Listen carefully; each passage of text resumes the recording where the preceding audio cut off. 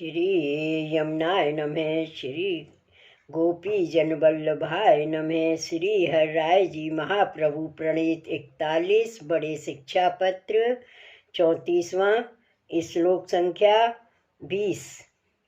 अत्र भक्त आर्ते दृष्ट्यैव मुदितो हि हरिर्भवेत् संगो भाववतामेव भाववृद्धिर्यतो भवेत्। शब्दार्थ। यह पुष्टि मार्ग में प्रभु भक्तन की आर्तयुक्त दृष्टि करके ही प्रसन्न हुए हैं।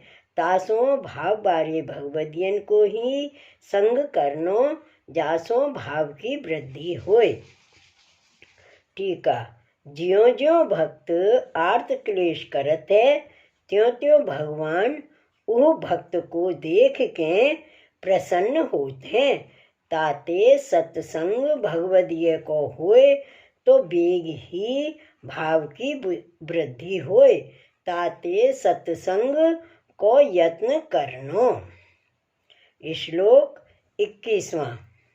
व्याघ्रस्याग्रे यथा देहि तथा दुःसंगतो बिभेत्। दुसंग एव भावस्य नाशकः सर्वथा मतः। शब्दार्थ। जैसे बाघ के पास देही भय पावत है तैसे दुसंग ते भय पावे। काहे तेज दुसंग ही सर्वथा भाव को नाश करवे वारो मान्यो है। टीका। जैसे बाघ के आगे शरीर को नाश ही होए तैसे ही दुसंग भगवत भाव को नाशक है। ताते जैसे बाघ सो डरप के चले तैसे अपने भगवत भाव की रक्षा करे तब भाव रहे। श्लोक 22वां। दुःसंगतश्च युतः सर्वे श्रुता हि भरतादयः। दुसंगानज दोषाभ्याम भूत भीष्मो बहिर्मुख। शब्दार्थ। दुसंग ते ही भरत आदि गिरे हैं सो अपने सुने हैं। दुसंग और अन्य दोष ते भीष्म बहिर्मुख भये अर्थात श्री ठाकुर जी के संग लड़वे को तत्पर भये। टीका।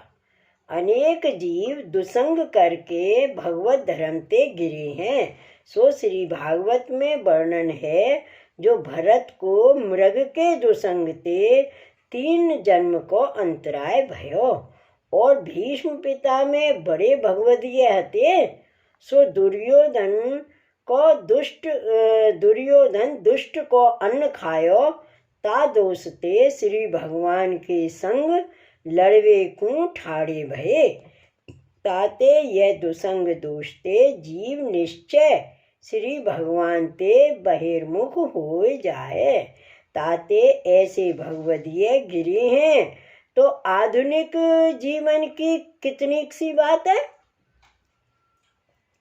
श्लोक 23वां।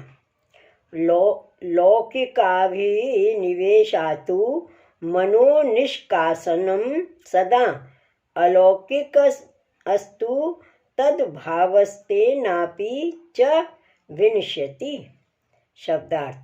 लौकिक आवेशों तो सदा मन को निकासनो अलौकिक भाव तो लौकिक आवेशते हूँ मिट जात है। टीका। जहाँ जहाँ लौकिक में मन लग रहो है सो सगरो दुसंग जाननो। ताते लौकिकाभिनिवेश जहाँ जहाँ होए और जाके संगते होए सो सर्व त्याग करनो। जहाँ जा वस्तु में लौकिकाभिनिवेश होए तहाँ भगवत भाव जात रहे। ताते सब लौकिकते भगवत भाव की रक्षा क्षण क्षण में कियो करे तब भाव रहे। श्लोक 24वां। वैराग्य परतोषो च हृदि भाव्यो निरंतरम तद भयासात्तु मनसः कदाचिन्निर्गते स्ततः। शब्दार्थ। वैराग्य और संतोष निरंतर हृदय में राखे, इनके अभ्यास ते तो लौकिकाभिनिवेश ते कोई दिन मन निकसे वो। टीका। दुसंग दोष के नाश के अर्थ वैराग्य और संतोष, ये दो ही निरंतर हृदय में धारण करने। सर्वलौकिक विषय देह संबंधी पदार्थ में वैराग्य राखे और सहज में जो आय प्राप्त हुए ताही में मन को संतोष कर रहे। यह अभ्यास जब राखे तब दुसंगते बचे। श्लोक 25वां। कामा भावाय वैराग्यम चित्यम चेतसी सर्वथा परतोष स्त्वलोभाय भक्तौ तावेव बाधकौ। शब्दार्थ। काम के अभाव के अर्थ चित्त में निश्चय वैराग्य को चिंतन करनो और संतोष तो लोभ के अभाव के अर्थ राखनो। काहे ते जो भक्ति में ये दोष ही बाधक हैं। टीका। मन में दृढ़ वैराग्य होए तो ता करके कामादिक विषय को अभाव होत है और संतोष ते लोभ को नाश होत है। ये दो ही दोष भक्ति मार्ग में भगवत भाव के बाधक हैं।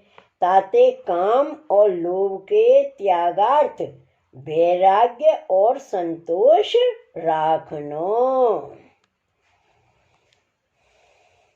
श्लोक 26वां। कामेन्द्रिय वैमुख्यम लोभे पाखंड संभवः क्रोधस्तु मद्यपातित्वान् महाबाधक ईष्यते। शब्दार्थ।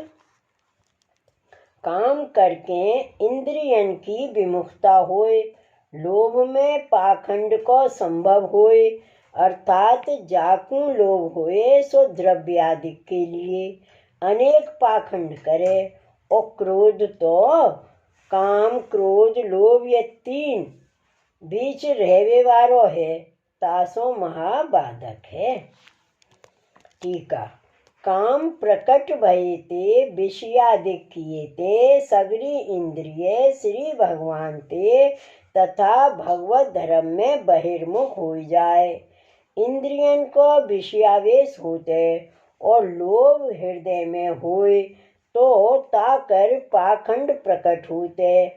सो संन्यास निर्णय में श्री आचार्य जी महाप्रभु जी कहे हैं, स्वयं च विषयाक्रांतः पाषंडी स्यातु कालतः। आप विषयाक्रांत और पाखंडी कालते होए इत्यादि वचनते काम और लोभ बाधक है। तामे मध्यपाती क्रोध है।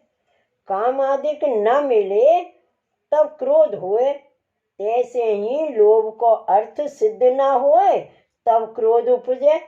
ताते क्रोध प्रकट होवे को कारण काम और लोभ है। क्रोध करके पीछे मोह होए इत्यादि दोष प्रकट हुए तब अष्ट प्रहर लौकिकावेश लौकिक को ध्यान हृदय में रहे, ताते दैन्य को नाश होए। श्री वल्लभाधीश की जय। श्री हराय महाप्रभु की जय। श्री गोवर्धन नाथ की जय। जय जय श्री गोखले, जय जय श्री गोखले।